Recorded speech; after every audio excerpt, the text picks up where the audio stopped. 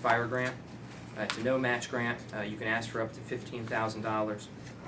Whatever they award you, you don't have to spend the difference. So if they only award us, say, $9,000, that's all we're obligated to purchase. Even if we ask for a project that's 15, if we don't get all 15, we don't have to match that difference. And we're looking to make some changes in the personal protective equipment that we issue our members, something that's a little more appropriate. Right now, most of our people are wearing firefighting turnout gear for every call. While it's important that we have and maintain that equipment, we put a lot of wear and tear on a suit that's roughly $3,000 to replace.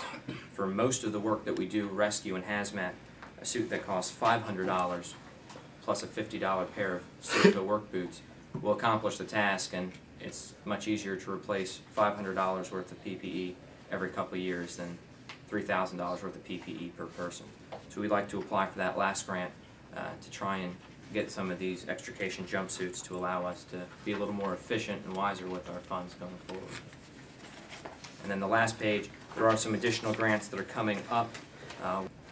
Also move to approve your request to submit these grants. Thank you. Guys, some questions. Sure. The way I read it, that you had in here about looking for the 501c3 status. That's something that I can bring that up. That's not as important. I understand that there's something we're working on through the LEPC. Well, that was Right. my question, because Sure. Gordon and I were at the same meeting. Yep. Not a problem. I can address that.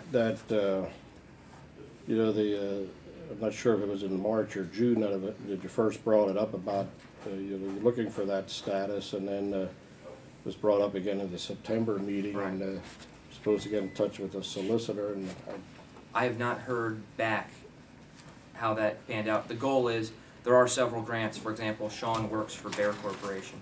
Bear Corporation has several grants that they offer. The stipulation is they give out programs for which they can file tax relief from as a charitable donation.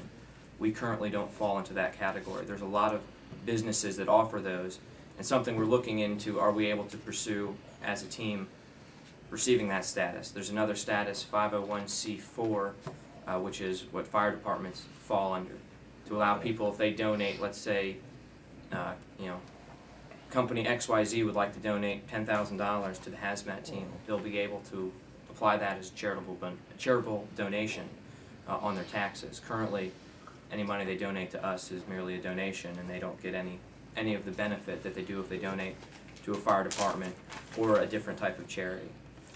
well, what you have to understand is, first of all, we're a government, so I really don't think that we should go and put ourselves in a position to compete with his fire company or anybody else's for grant money that is designed for fire companies. We're not a fire company. Secondly, I checked, there are no hazardous materials teams in Pennsylvania other than ours that has a boat. Not one. And we're the only hazardous materials team in the state that holds itself out to do rescue work. That's from PEMA. That statement is not correct. Well, you said your focus needs to be on working with the community for prevention, and so that when you do have a response, you're familiar with their facilities, with their people.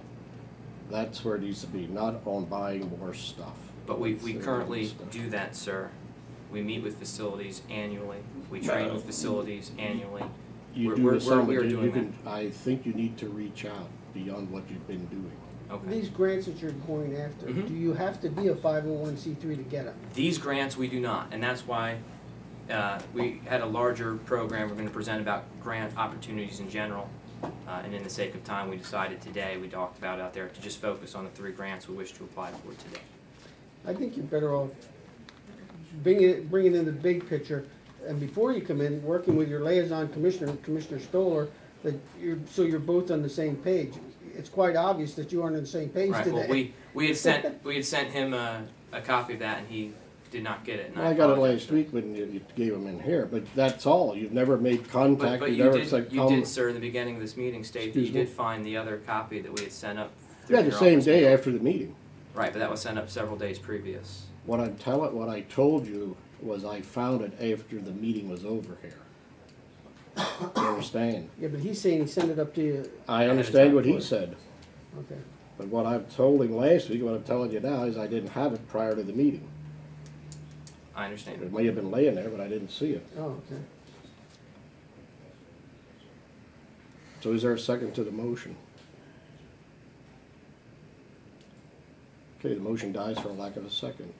Now, I'm gonna make a motion and put this 501c3, hopefully to rest in my mind, that we as a county do not apply for 501c3 status for any entity involved with EMA or anything else at this point. Is there a second to that motion? I'll second it, but I don't know why we're doing this since we, Well, it's something that's eventually gonna come up if we don't do it today. It's something it's not done by government, and there's no need to start doing it now. 501c3s are set up for tax purposes. We are tax exempt. So there's no need to second it. All in favor say aye. Aye. Opposed? Aye. Passes 2-1. So we don't apply, you just put that baby to rest. You don't have to bother the solicitor. Any other questions? Yeah, Yes, sir. you made the original motion to pass it, right, Commissioner Litz? She did, yes. Yeah,